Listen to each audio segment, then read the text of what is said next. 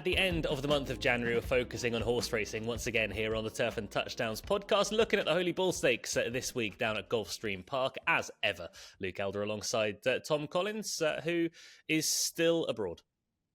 I am still abroad, yes, but that doesn't stop me from watching all of the action, horse racing, NFL and whatnot.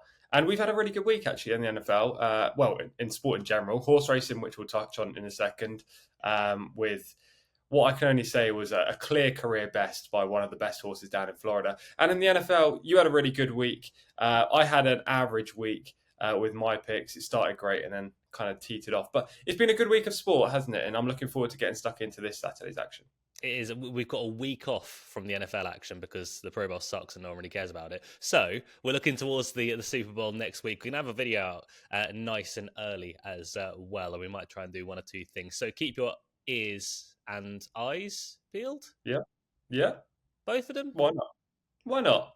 Yeah, fair enough. That will be all on the Turf and Touchdowns YouTube page and our social medias as well. We are on the road to 500 subscribers. So if you could subscribe, leave a like, leave a comment, that helps us out massively. We're 25 away at the moment. And honestly, I heard, Tom, just on the grapevine, that if you subscribe, then you're not going to get hit by a bus today. That's absolutely brutal. I didn't realize you were going to go down that route. I thought you were going to go down like you're going to have a good day or you might pick a winner this Saturday. You've gone with hit by a bus. That is absolutely brutal. I've heard it too.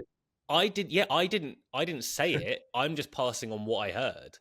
Yeah, that's absolutely fair. It's just hearsay, isn't it? Literally. But I mean, do you want to risk it? I mean, not being hit by a bus is a pretty good day as well. But let's move on to our sponsors, SBK, who are with us for the Super Bowl as well. But if you go to the SBK app, you bet £10, you get £40 in free bets, and that helps out massively. And it will help out as well the last couple of weeks because we managed to land forecasts the last 2 weeks, and we are 100% on the Turf and Touchdowns podcast for horse racing. And Tom is going to locate where the link is. Yes, there is a link in the description down below. If you do want to sign up to SBK, give yourself another betting account, get some good prices on all sports, whether that be horse racing, NFL, football, whatever you want. There's a link down below. It will take you straight to the sign-up form. That's the quickest and easiest way for you to create this account with SBK, and it also helps us out as well. So please do that. And as Luke said earlier, if you could whack the subscribe button down below as well, that would be much appreciated.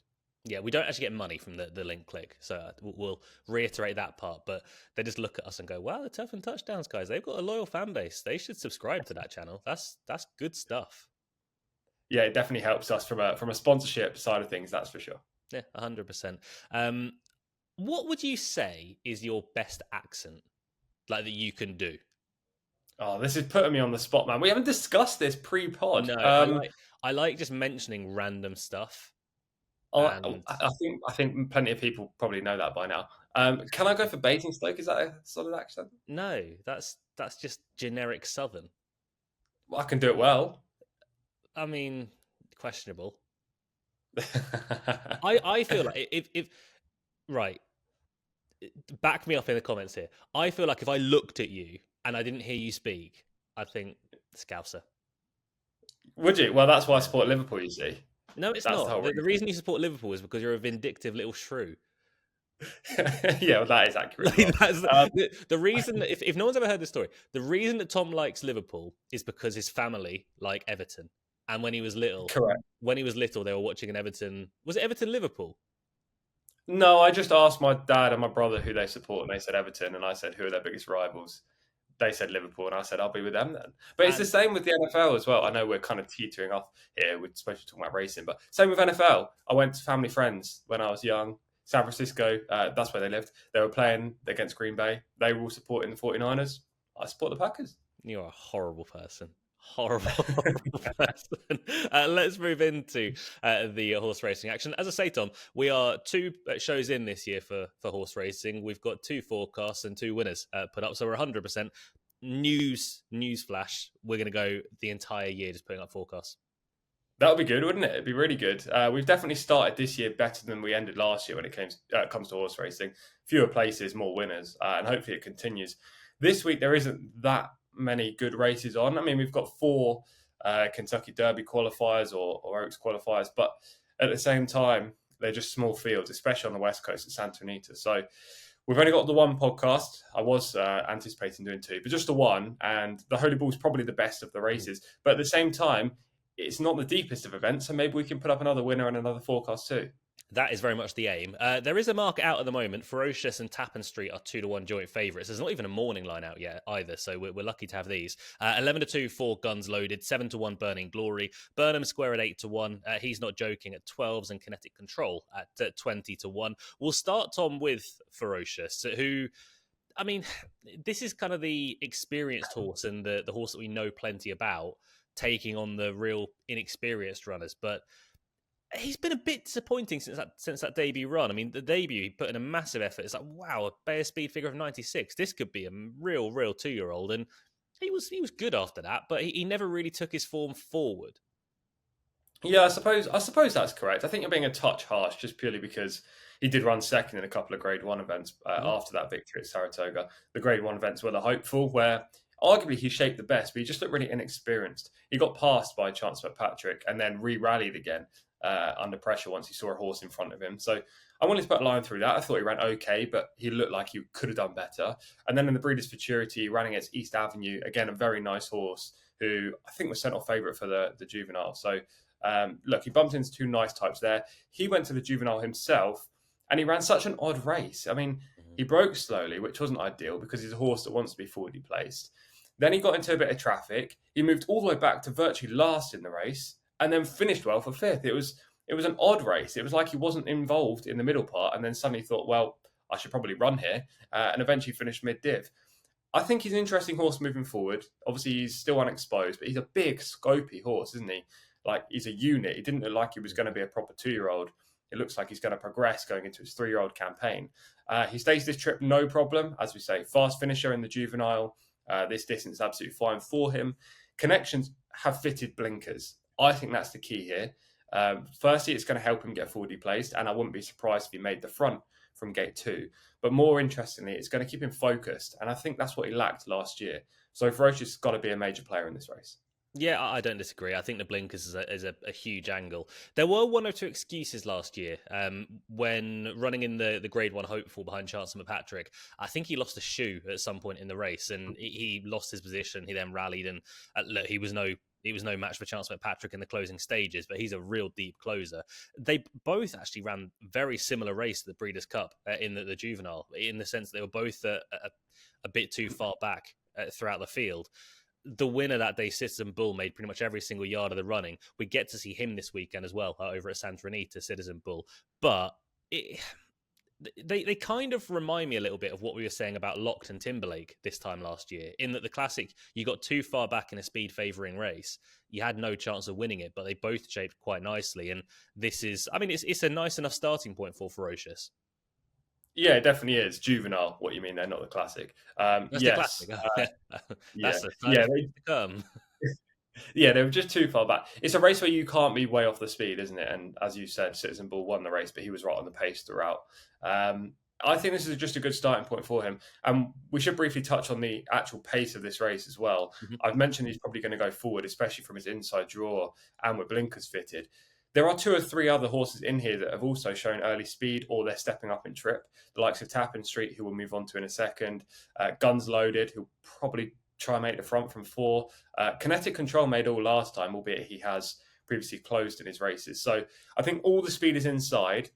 I wouldn't be surprised if Kinetic Control took back, meaning Ferocious got the fence.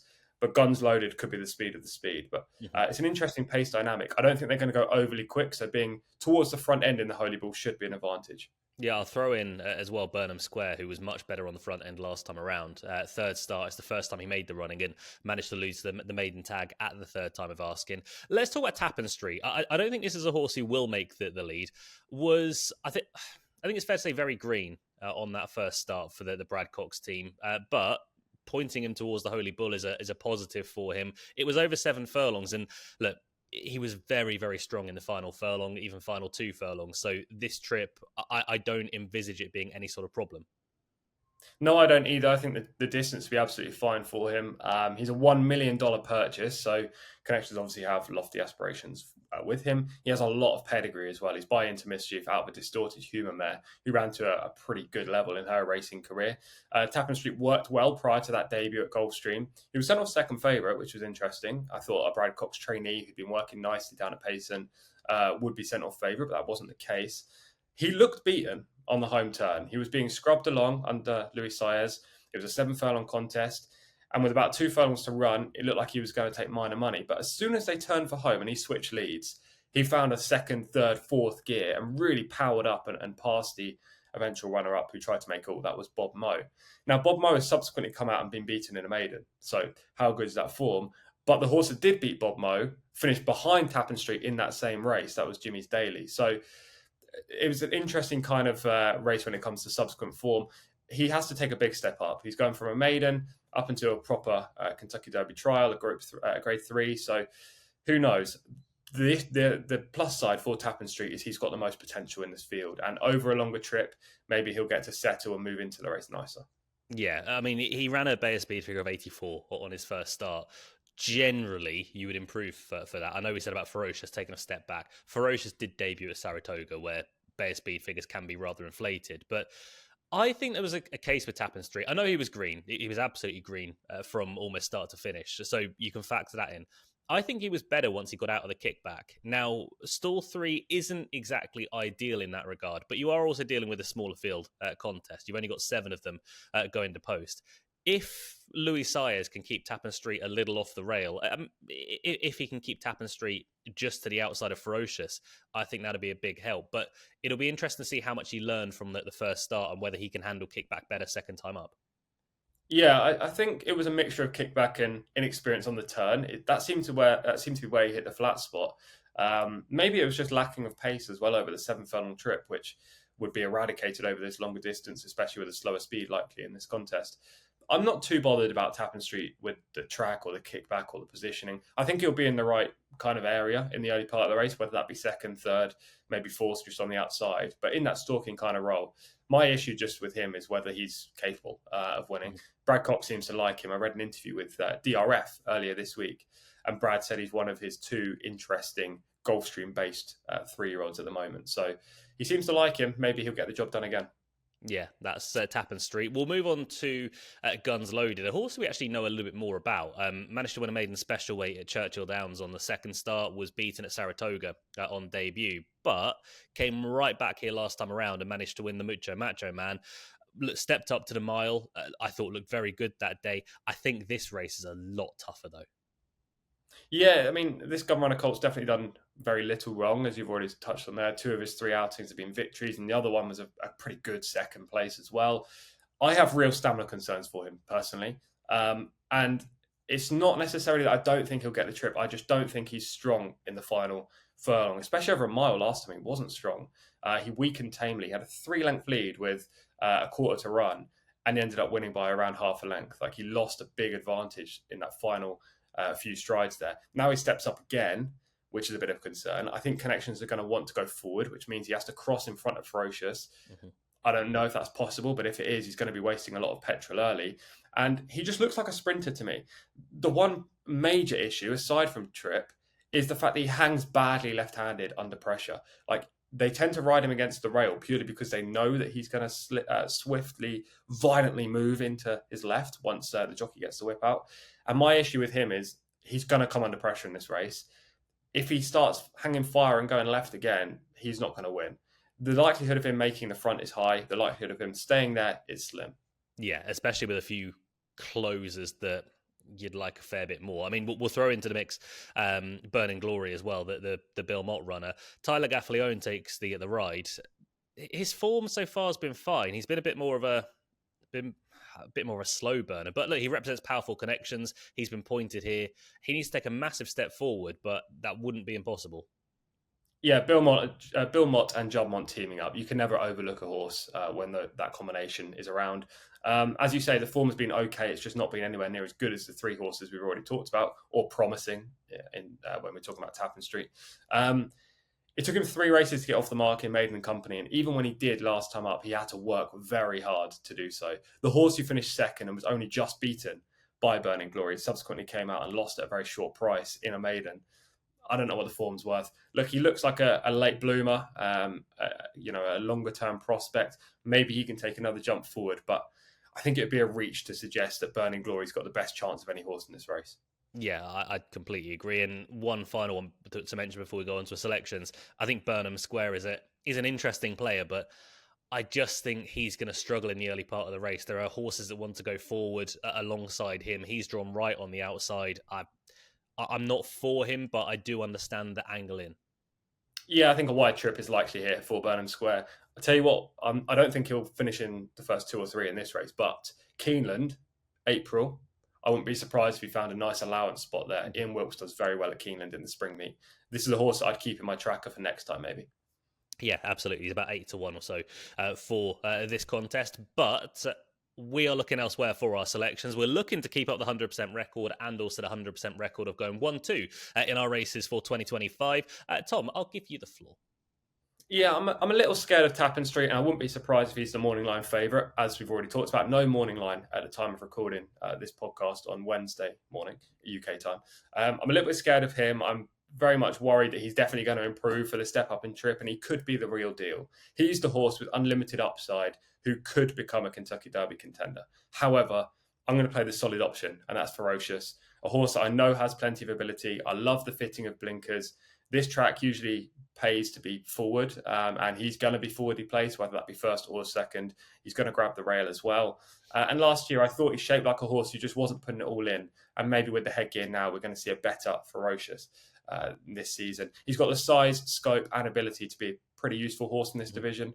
So I'll take the proven quantity in Ferocious. And I mean, he's 2-1, you said, with the one firm that's offering markets over here in the UK. I think that's a fair price. Yeah, it's also 2-1 for Tappan Street. I think Ferocious could be the early archetypal 3-year-old that possibly wins this, possibly wins another one, and then you get towards the Kentucky Derby and you're thinking, no, you're done. We know how good you are. I'm going to take the promise though of Tappan Street. I think we could be onto another 1-2 here as well, because I was between these two. Look, it's a relatively straightforward one in that regard on who to find most interesting, but I love the way that Tappan Street finished the race off last time around. Was in trouble, as you say, turning for home. I mean, I hadn't seen the race live, watched the replays back and thinking, turning in, it's like, there's no way this horse wins. He's about 4 lengths down, being scrubbed along for all he's worth. But he switched out into the 2-path. He managed to get out of the kickback, and then he absolutely flew home. As Tom says, the form of the race isn't fantastic, but the second did come out and get beaten subsequently, but was beaten by, I think, the 4th or 5th in that contest. So the form does stack up a little bit better on that. And the fact that Tappan Street managed to run down the long-time pace setter in that race, I think that's a big positive. This trip is going to help him out massively as well. From 7 furlongs up to a mile and a 16th. I think that's a huge, huge help. I think they'll go an okay gallop in this, but I'm also hoping he's sort of in the second wave of horses, sat about 3rd or 4th, trying to catch Ferocious late on. So, Ferocious for Tom, Tappan Street for myself. We're going to be a bit more, you know? I have no idea what you were trying to say there either. We are going to be a bit more busy next week. There we go. Bit busier would have done, to be honest. Bit busier, yeah. Well, it was... In my head, it was a bit more busy and bit busier. And then I kind of went to say it and I went to say bit more busier. And I was like, well, that's terrible. So yeah, that wouldn't work. I just thought I'd act the class clown and just be a bit of a buffoon and nailed it. You are right, though. You are right, because the Super Bowl preview next week, I think we're planning to film it on Monday. So we're going to have the whole week for you guys to be able to watch it and, play your selections and take on board what our picks are, whether you want to follow them or want to go against them. But I think we're planning to film it on Monday. So next week's going to be huge with the Super Bowl preview, our biggest NFL preview of the whole year. It's going to be a bumper edition, plus a horse racing preview of some type. And I'm yet to actually have a look at the schedule. So I don't know which race, but it's going to be a good week to follow Turf and Touchdowns podcast. And also, spoiler alert, in our Super Bowl preview, we are giving away our first place in the Listener League for Fantasy Football next year. That's a big thing. So revert back here for the Super Bowl preview. We'll be back for horse racing next week as well. That is our preview of the Holy Bull. Please subscribe, leave a like, leave a comment down below. Very much helps our channel out. And we will see you next week on the Turf and Touchdowns podcast. Until then, stay safe, look after one another. Bye.